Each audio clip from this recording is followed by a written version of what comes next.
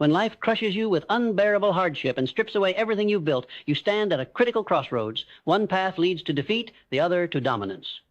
What separates those who are destroyed by adversity from those who harness it as fuel for extraordinary achievement? The answer lies not in your circumstances, but in your mind. I stand before you with an absolute certainty. The very crisis that seems designed to break you contains the exact ingredients required for your greatest transformation. Your current struggle is not your enemy. It is your most powerful ally in disguise. Today, I will reveal battle-tested principles that have converted desperation into destiny for countless individuals. You will discover how to maintain absolute mental control when everything around you collapses, extract the specific gift hidden within every hardship, and emerge not merely surviving but fundamentally transformed. The choice is yours. Will you remain at the mercy of circumstances, or will you seize the hidden power within your struggles and become the master of your fate?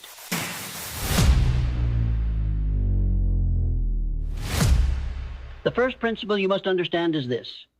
Every adversity carries within it the seed of an equivalent or greater benefit. This is not wishful thinking or blind optimism. It is an immutable law of human experience.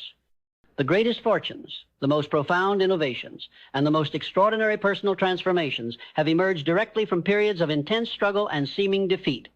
Consider the story of Henry Ford, who failed 5 times in business before founding the Ford Motor Company. Each failure taught him invaluable lessons that became the foundation of his later success. Or reflect on Thomas Edison, who viewed his 10,000 failures in creating the electric light bulb not as defeats but as successful discoveries of what would not work. Do you see the pattern here? These great men did not succeed despite their adversities. They succeeded because of them. They understood that difficulties are not sent to obstruct us, but to instruct us. Ask yourself now, what struggles are you currently facing? What hardships seem insurmountable? Now, consider this crucial question. What might be the benefit or opportunity hidden within this challenge? Perhaps your financial struggles are forcing you to develop resourcefulness and creativity you never knew you possessed. Perhaps the loss of a relationship is creating space for new connections that will better serve your highest purpose. Perhaps your health challenges are guiding you toward a lifestyle that will ultimately grant you greater vitality and well-being. The human mind is conditioned to see only the negative aspects of adversity, the pain, the inconvenience, the loss. But this is merely a habit of thought. And like any habit, it can be changed through conscious effort and persistence. Starting today, I challenge you to adopt this transformative practice. Whenever you encounter difficulty, immediately ask yourself, what is the opportunity here? What is this teaching me? How might this serve my growth? This simple shift in perception will reveal possibilities where before you saw only problems. Remember, the same wind that extinguishes a candle ignites a fire. The difference lies not in the wind, but in the nature of what it encounters. Will you be the candle or the fire? Now we come to the second principle. Your power to overcome any adversity begins and ends with your control over your own thoughts. When hard times strike, the average person surrenders mental control immediately. They allow their thoughts to be dominated by fear, doubt, and despair. Their inner dialogue becomes a litany of catastrophic predictions and self-defeating beliefs. Is it any wonder they remain trapped in their misfortune? But you are not average. You would not be seeking this knowledge if you were content with ordinary results. And so I will share with you the method by which extraordinary individuals maintain absolute mental sovereignty even in their darkest hours. First, you must recognize this fundamental truth. No external circumstance, no matter how dire, can control your thoughts without your permission. This power, the power to choose your mental response, remains yours under all conditions. Consider the story of Helen Keller, who at the age of 19 months lost both her sight and hearing. Despite being plunged into a world of darkness and silence, she refused to let her circumstances dictate her mental attitude. Through extraordinary discipline of mind, she transformed what most would consider an insurmountable limitation into the foundation for a life of remarkable achievement and inspiration. As she later wrote, "When one door of happiness closes, another opens. But often we look so long at the closed door that we do not see the one which has been opened for us." How do you exercise this freedom? Through vigilant attention to your internal dialogue. When hardship comes, listen closely to the thoughts that arise automatically. Are they thoughts of victimhood, of blame, of hopelessness? Recognize these as habitual patterns, not reality. Now, consciously replace these disempowering thoughts with questions that restore your agency. What action can I take right now, however small, to improve this situation? What strength must I develop to overcome this? What must I learn? This is not positive thinking in the superficial sense. I am not suggesting you deny reality or pretend your challenges don't exist. Rather, I am directing you to focus on what you can control rather than what you cannot. Develop the habit of monitoring your thoughts as a general monitors his troops, allowing only those that serve your highest purpose to occupy the territory of your mind. Banish thoughts of limitation, doubt, and fear as swiftly and decisively as you would remove traitors from your ranks. Ask yourself, right now, what thoughts about your current difficulties are disempowering you? Identify them specifically. Now, what alternative perspective would restore your sense of control and possibility? Remember, your thoughts are the only things in this world over which you can exercise complete dominion. Guard this domain carefully, for from it springs all your power to transform adversity into advantage. The third principle is this: a definite major purpose provides stability and direction when everything else is in chaos. During periods of hardship, most people abandon their greater goals and aspirations. They believe they must first overcome their immediate problems before returning to the pursuit of their dreams. This is precisely backward thinking, and it extends their suffering unnecessarily. Your definite major purpose, your central aim and driving force in life, is not a luxury to be pursued only in favorable circumstances. Rather, it is the very compass that will guide you through the storm of adversity. Consider how many times in your own life a clear purpose has carried you through difficulty. Perhaps it was your dedication to your family that helped you endure a period of financial hardship. Or maybe it was your commitment to a personal goal that gave you strength during a health challenge. This is not coincidence. It is the power of purpose at work. In my extensive studies of successful individuals, I have observed this pattern consistently. Those who maintain clarity of purpose during hard times recover more quickly and extract greater benefit from their struggles than those who lose sight of their larger aims. Ask yourself now, what is your definite major purpose? What goal or vision continues to call to you even amid your current difficulties?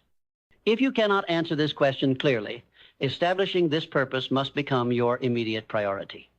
Your purpose need not be grandiose. It might be to provide security for your family, to master a particular skill, or to create something of lasting value. What matters is that it resonates deeply with you and extends beyond your immediate circumstances. Once you have identified your purpose, use it as the standard against which you evaluate every thought, decision, and action.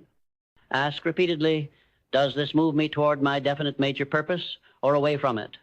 This single question will eliminate confusion and restore your sense of control. Even the smallest actions aligned with your greater purpose will generate momentum that carries you forward. Each step, however modest, reinforces your identity as a creator rather than a victim of circumstances. Remember, a ship without a destination is at the mercy of every wind. But a vessel with a clear destination can adjust its sails to use any wind to reach its goal. Your definite purpose is your destination. Hold it firmly in mind, especially when the winds of adversity blow strongest. The fourth principle reveals the true alchemy of personal transformation. Your greatest strengths will emerge directly from your most painful struggles. This is the pattern I have observed in every great life. The qualities that ultimately define a person's success are precisely those that were forged in their moments of greatest challenge. This is not coincidence. It is causal. Think about the qualities you've developed through your own past challenges. Perhaps a financial setback forced you to become more resourceful and creative. Maybe a relationship difficulty developed your emotional intelligence and communication skills. Or a health challenge might have taught you discipline and appreciation for the present moment. What struggle are you facing right now? What quality or strength would you need to develop to overcome it completely? Perhaps patience, courage, creativity, or resilience. This quality, once developed, will become a permanent asset that serves you long after the original difficulty has passed. This transformation, this alchemy, doesn't happen automatically. It requires your conscious participation through a process I will now share with you. First, identify specifically what your current hardship demands of you. What quality must you develop? What comfort must you sacrifice? What belief must you re-examine? Second, embrace this demand, not as a burden, but as an invitation to grow beyond your previous limitations. Say to yourself, this challenge is calling forth in me the exact qualities I need for my greater achievement. Third, practice this new way of being, deliberately and consistently, even when it feels uncomfortable or unnatural. Just as physical muscles develop through resistance, these character strengths develop through persistent effort against opposition. Ask yourself, what strength am I developing right now through my current struggles? How might this strength serve me not only in overcoming this challenge, but in achieving greater success in the future? Remember, the same fire that melts lead hardens steel. The difference lies not in the fire, but in the essential nature of what it touches. Will you allow your difficulties to melt your resolve, or will you use them to harden your determination? The fifth principle addresses a critical error many make during hard times. They isolate themselves precisely when they most need the right allies. This brings us to the Mastermind Principle. The coordinated knowledge, experience, and support of others can provide solutions that would remain inaccessible to you alone. In my extensive research, I have found that nearly all great achievements and recoveries from significant setbacks involve the power of alliance, the strategic combining of minds united in harmony toward a specific purpose. During hard times, your natural instinct may be to withdraw, either from shame or a misguided belief that you must solve your problems independently. Resist this impulse. It is a trap that will extend your suffering. Instead, apply the Mastermind Principle through these specific steps. First, identify precisely what knowledge, resources, or support would assist you in overcoming your current challenges. Be specific about what you need. Second, carefully select individuals who possess these assets and who demonstrate a constructive, solution-oriented mindset. Avoid those who reinforce victimhood or negativity, regardless of how well-intentioned they may be. Third, approach these individuals with clarity about what you're seeking and what you can offer in return. Remember that the most effective mastermind relationships are mutually beneficial. Fourth, create a regular structure for this alliance, whether formal meetings or informal conversations, with a clear focus on generating practical solutions. The most successful among us understand this principle intuitively. They know that during times of crisis, the solution often lies not within their own limited perspective, but in the combined wisdom of a carefully selected group. When facing their greatest challenges, they intensify rather than abandon their connections to those who can offer different viewpoints and complementary strengths. Ask yourself, who in your circle possesses the wisdom, experience, or perspective that might illuminate a path through your current difficulties? Who has overcome similar challenges and emerged stronger? These are the allies you must engage now. Remember, in unity there is strength. The bundle of sticks that cannot be broken individually becomes unbreakable when bound together. Your challenges, which may seem insurmountable to you alone, will yield to the combined force of minds united in purpose. The sixth principle addresses the most destructive belief that emerges during hard times, the belief in personal failure. When plans collapse, when endeavors end in loss, when relationships dissolve, the average mind immediately interprets these outcomes as failure, attaching to them devastating emotions of shame, inadequacy, and finality. But the superior mind, the mind trained in the principles of success, recognizes that there is no such thing as failure. There is only feedback. Every apparent failure contains precise information about what does not work, which is the necessary precursor to discovering what does work. Edison understood this when he said of his thousands of unsuccessful attempts to create the light bulb, "I have not failed. I've just found 10,000 ways that won't work." To apply this principle, you must develop the habit of analytical detachment, the ability to separate yourself from the emotional impact of setbacks and extract their instructive value. When you encounter a setback, avoid asking disempowering questions like, "Why does this always happen to me?" or "What's wrong with me?"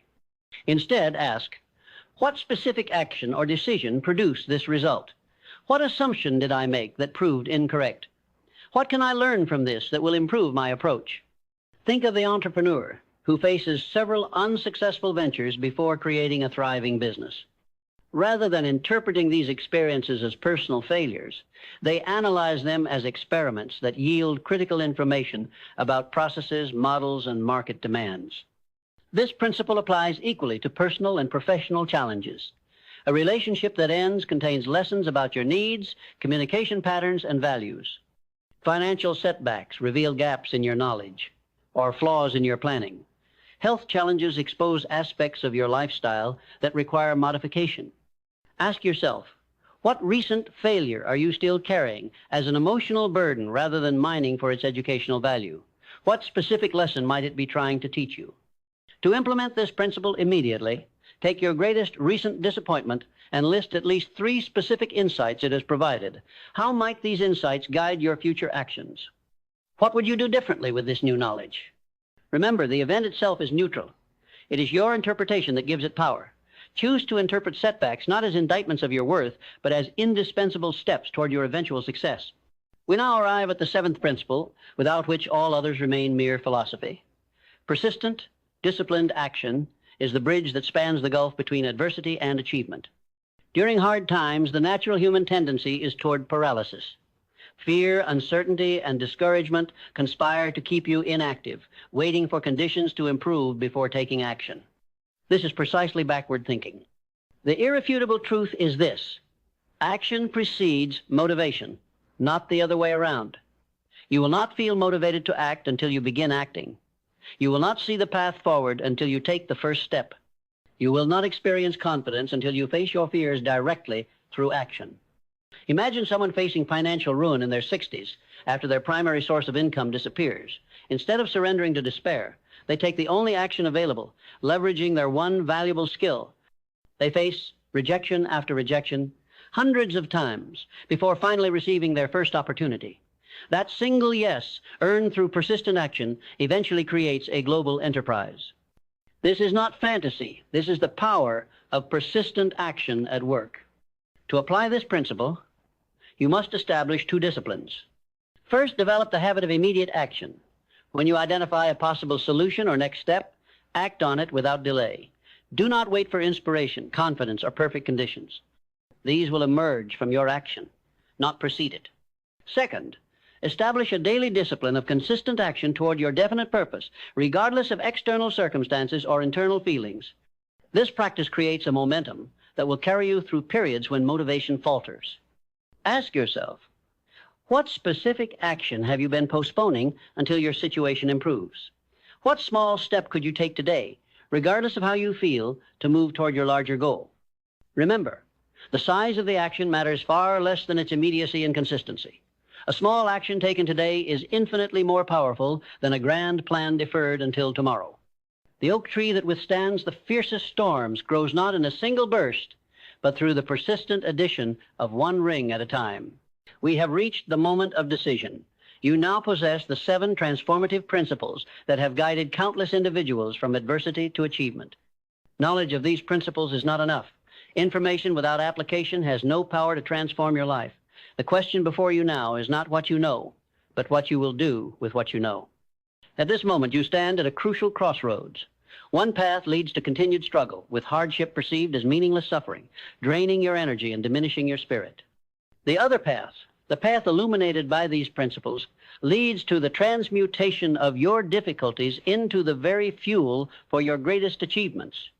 The difference between these paths is not determined by your circumstances, but by your decision, a decision you must make now. Will you continue to be swept along by the currents of circumstance, reacting to life's difficulties with the limited perspectives of fear, doubt, and resignation? Or will you step into your power as the active creator of your experience, using these principles to extract from your hardships the very qualities, insights, and strengths that will propel you to extraordinary heights? This decision cannot be postponed. Even now, in this moment, you are choosing either consciously or by default. Choose consciously. Choose power. Choose transformation. Remember, hard times are not your enemy. Properly understood and approached, they are the necessary forge in which your greatest self is created. Embrace them with this understanding, apply these principles with diligence, and watch as what once appeared to be your greatest burden transforms into your most profound blessing.